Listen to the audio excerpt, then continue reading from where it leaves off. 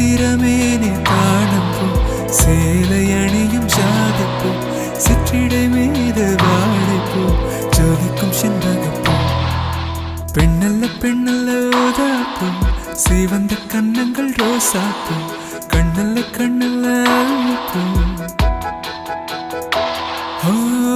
பூக்களை செடி கொடியின் பொருள் என்று நினைத்திருந்தேன்